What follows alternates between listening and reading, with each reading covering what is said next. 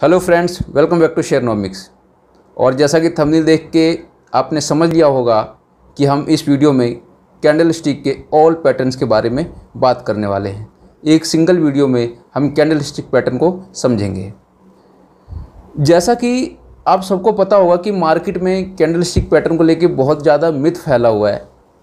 Candle stick के mainly कुछ 4-6 pattern ही हैं, बट आप इंटरनेट पे देखेंगे तो 85 पैटर्न बने हुए हैं, क्योंकि लोगों ने अपने अपने हिसाब से कैंडल स्टिक पैटर्न बना के डाल दिए हैं, जिससे जो न्यू ट्रेडर हैं, जिन्होंने मार्केट में एंट्री करी है या जिनको भी कुछ टाइम हुआ है, वो बहुत ज़्यादा कन्फ्यूज रहते हैं और कैंडल स्टिक पैटर्न को क्या करते हैं, वो आंख बंद करके भरोसा करके उस बिहाफ पे ट्रेड कर देते हैं और फिर लॉस में आ जाते हैं।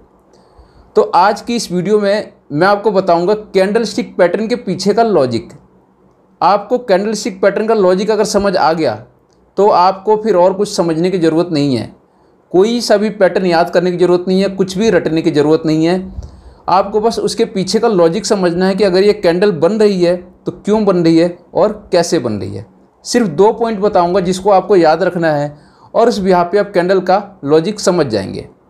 मैं मार्केट में देखता हूँ कि बहुत सारे इंस्टीट्यूशनल हैं, जो इंस्टीट्यूशन हैं वो सिर्फ कैंडल स्टिक पैटर्न सिखाने का इतना हाई चार्ज कर रहे हैं कि मतलब ऐसा लग रहा है कि उन्होंने क्या प्रोवाइड कर दिया, ऐसा लग रहा है पूरा शेयर मार्केट सिखा दिया है। तो बहुत सारे यूथ हैं जो नए मार्केट में हैं, वो इस चीज़ को बहुत ज़्यादा सीरियस लेके अपना एक हार्ड एंड मनी लूज़ कर रहे हैं, जो कि इतना सीरियस नहीं है वो मैटर। तो आपको इस वीडियो में मैं पूरा कैंडल स्टिक पैटर्न सिखाऊंगा विद लॉजिक। तो चलिए हम चार्ट पे चलते हैं और फिर हम लॉजिक के साथ उस चीज़ को समझेंगे। तो अब हम चार्ट पे देखेंगे कैंडल के पीछे का लॉजिक और हम इस चीज़ को पूरा इन डेप्थ समझेंगे। तो आप देखेंगे कि ये कुछ चार्ट के कैंडल स्टिक चार्ट के पैटर्न है। तो ये तो अभी कुछ एक पैटर्न है, बट आप अगर इंटरनेट पे जाके देखेंगे तो ऐसे 85 पैटर्न है जो कैंडल स्टिक के पैटर्न है और लोग इसको देख के कन्फ्यूज होते रहते हैं। अब आगे चलते हैं। वो 2 पॉइंट जो आपको याद रखने हैं और उस बिहाफ पे ही आपको कैंडल को देखना है। तो ये 2 पॉइंट हैं जो आपको दिमाग में रख के तब कैंडल को हमें देखना है। पहला पॉइंट ये है कि कैंडल का ओपन, हाई, लो और क्लोज, ये हमेशा दिमाग में रखना है। दूसरा पॉइंट है प्रीवियस कैंडल देखना है, करंट कैंडल देखना है और नेक्स्ट कैंडल देखना है। ये 3 कैंडल आपको देखना है। कई मामलों में सिर्फ एक कैंडल देख के भी आपको आइडिया लग सकता है, लेकिन ये पॉइंट भी आपको नोटिस रखना है, सेकंड वाला। अब आगे चलते हैं, मैं कुछ एग्जांपल के थ्रू आपको बताऊंगा। अब देखिए यहाँ पे क्या हुआ है, ये देखो। मैं यहाँ पे किसी पैटर्न का नाम नहीं लूंगा क्योंकि आपको यहाँ पे पैटर्न याद नहीं रखना है, आपको कैंडल के पीछे का लॉजिक समझना है। तो यहाँ पे आप क्या देखते हो कि बाजार में गिरावट आ रही थी कंटिन्यू। ये आप देखेंगे तो कंटिन्यू यहाँ से गिरावट है, ये कंटिन्यू गिरावट आ रही है बाजार में, कंटिन्यू। पर यहाँ पे कुछ ऐसा हुआ जहां से मार्केट ने रिवर्सल लिया है। हुआ क्या है, देखो ये सेम गिरावट आ रही थी, आई। अब इस कैंडल को आप समझिए, जो ग्रीन वाली कैंडल बनी इसको आप समझिए। हुआ क्या, जो ओपनिंग हुई वो हुई थी यहाँ पे, ये यहाँ पे ओपनिंग हुई थी और क्लोजिंग हुई है यहाँ पे क्लोजिंग हुई है। लेकिन अगर आप देखेंगे जो कैंडल का लो था वो काफी नीचे तक गया था। मतलब अगर मान लेते हैं कि इस शेयर का प्राइस 100 रुपये है, तो आप देखेंगे कि कैंडल जो है वो गया था 70 रुपये तक और हाई बनाया था इसने अपने 90 रुपये पे, सॉरी 100 रुपये तक का, और क्लोज हुआ है ये कितने पे, 90 रुपये पे। यानी 70 रुपये से आके इसने रिकवर किया है 90 पे। यानी गया तो ये 70 रुपये तक था लेकिन आके बंद हुआ है ये 90 रुपये पे। तो इसका मतलब क्या बनता है कि स्टॉक गिरा बहुत ज्यादा है लेकिन इसने अगेन रिकवरी कर ली, यानी कि ये अब गिरने के मूड में नहीं है। चलो इससे भी क्लियर नहीं होता क्योंकि एक कैंडल से आप जज नहीं कर सकते। अब नेक्स्ट कैंडल आप देखोगे तो उसने क्या बनाया है, इस कैंडल का हाई बनाया है। हाई यानी कि ओपनिंग हुई इस लेवल पे, यहाँ पे मान लेते हैं कि 50 रुपये का है, 50 रुपये पे ओपन हुआ और क्लोज जाके कितने पे हुआ है, 70 रुपये पे। तो यानी 20 रुपये का अप मूव। अब यहां से आपको क्या समझ आ रहा है, ये जो कैंडल देख रहे हैं आप, क्या समझ आ रहा है आपको कि पहले गिरावट थी और फिर स्टॉक नीचे भी गया, काफी नीचे तक भी गया, उसने फिर ऊपर आके रिकवर किया यहाँ पे, और जो नेक्स्ट कैंडल बनी वो और ऊपर बनी, और इसके बाद आप देखेंगे कि ट्रेंड इसका रिवर्स हो गया और कंटिन्यू ऊपर की तरफ ही गया है। तो ये इसका लॉजिक है कैंडल का। आगे एक और कैंडल का लॉजिक समझेंगे। यहाँ पे देखिए आप, इसको लोग कई नामों से जानते हैं, लेकिन हम यहाँ पे पैटर्न की बात नहीं करेंगे, हम सिंपल यहाँ पे बात करेंगे कि ये इसका लॉजिक क्या है। तो अगर आप देखेंगे तो इसमें आप पहले मार्केट की ट्रेंड को देखिए। आप अगर आप ट्रेंड को देखोगे तो मार्केट का ट्रेंड क्या था, अप ट्रेंड था, है ना। ये देखो मार्केट कंटिन्यू ऊपर की तरफ जा रही थी, अप ट्रेंड था यहाँ पे।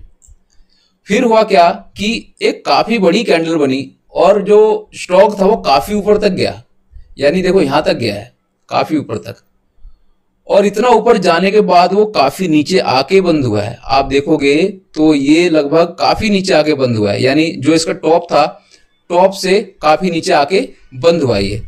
तो साफ समझ आ रहा है कि जो कैंडल की ओपनिंग थी वो थी ये, यहाँ पे ओपन हुआ है ये और गया था बहुत ऊपर तक। मान लेते हैं कि ये ओपनिंग है 70 रुपए की और गया कितने पे था, 90 रुपए तक। ये मान लेते हैं 90 रुपए तक गया था और बंद कितने पे हुआ है, 50 रुपए पे। यानी 40 रुपए का जो इसका डाउन ट्रेंड था वो चला है 40 रुपए तक, ये नीचे गिरा है।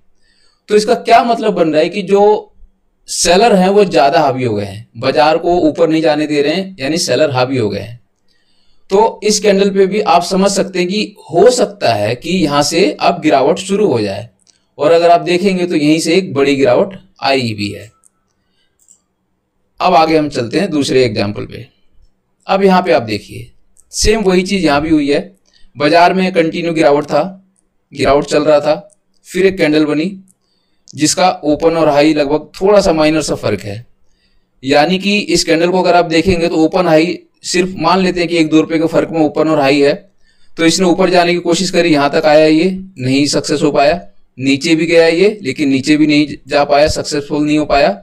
ये वहीं आके फिर से बंद हो गया। तो ये थोड़ा अनडिसाइडेबल था, मतलब डिसाइड नहीं हो पा रहा था कि ये किधर की तरफ जाना चाह रही है।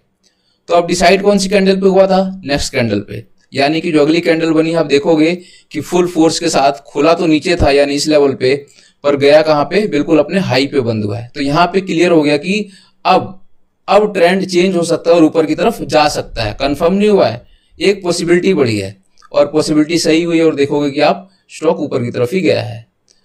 तो ये लॉजिक था। एक और भी आपको कैंडल दिखाता हूं, इसमें देखो आप, इसमें साफ शब्दों में दिख रहा है कि मार्केट ऊपर की तरफ था, ये स्टॉक ऊपर की तरफ था और कैंडल में एक गैप डाउन हुआ। गैप डाउन से ही आपको आइडिया लग जाएगा कि गैप डाउन का मतलब कि बिकवाली आ गई है। और देखो कितनी बड़ी गिरावट आई है, ये देखो कितनी बड़ी गिरावट, यानी ओपन कैंडल का ये था और क्लोजिंग थी ये, और आगे भी देखोगे तो कंटिन्यू ये गिरता ही गया है। तो सिंपल सा आपको कैंडल देख के समझ आ रहा है कि स्टॉक क्या बिहेव कर रहा है। आपको सिंपली लॉजिक देखना है, बस लॉजिक के अलावा आपको कुछ नहीं देखना है। जैसे ये भी आप देखोगे तो गया बहुत ऊपर तक था लेकिन नीचे जाके बंद हुआ है, यानी कि सेलर हावी है। इसमें आप देखोगे तो ना ये ऊपर जा रहा था ना नीचे जा रहा था, बट नेक्स्ट कैंडल में ये ऊपर जाके क्लोज हुआ है, यानी कि इसमें बायर्स हावी है। क्लियर है, कोई इसमें रॉकेट साइंस नहीं है। और इसमें भी अगर आप देखोगे, मैं एक बार क्लियर कर दूं ड्रॉइंग, 1 मिनट मुझे टाइम दीजिए, क्लियर करता हूं मैं। इसमें भी अगर आप देखोगे तो कंटिन्यू डाउन ट्रेंड में थी मार्केट, ये शेयर डाउन ट्रेंड में था, लेकिन ये नीचे गया और फिर ये ऊपर आके इसने बंद हुआ ये, और अगली कैंडल और ऊपर जाके बंद हुई, यानी कि यहाँ पे रिवर्सल का चांस था और रिवर्स हुई है मार्केट। तो अब तो इस तरह से अगर आप देखोगे तो आप कैंडल के लॉजिक के भी यहाँ पे समझ के आप इस चीज को, मार्केट को थोड़ा सा समझ सकते हो। आपको इसमें फिक्स माइंड सेट नहीं करना है कभी भी। अगर आपने माइंड फिक्स कर लिया कि ये कैंडल बन गई तो ये लॉजिक बनता है, और ये कैंडल बन गई तो ये होगा, या ये कैंडल बन गई तो वो होगा, नहीं, आपको लॉजिक समझना है।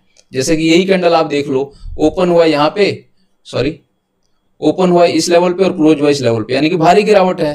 अब यहाँ पे कोई होप करे कि नहीं ये ऊपर जाएगा, हो सकता है ऊपर जाएगा, यहाँ से अब ट्रेंड आ सकता है, तो ये गलत है, क्योंकि काफी बड़ी कैंडल बनी है गिरावट की। आप देख के ही समझ सकते हैं कितनी बड़ी गिरावट आई है।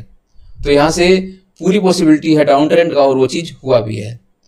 तो उम्मीद है कि ये वीडियो आपको समझ आई होगी, जो मैंने समझाने की कोशिश करी है आपको समझ आ गया होगा, और मैं आशा करता हूं कि आप आगे से फ्यूचर में कभी भी कैंडल को लेके कंफ्यूज नहीं रहेंगे। अगर वीडियो अच्छी लगे या कोई आपका रिव्यू है तो कमेंट बॉक्स में कमेंट करके मुझे बताएं, मैं उसको क्लियर करने की कोशिश करूंगा। Thank you.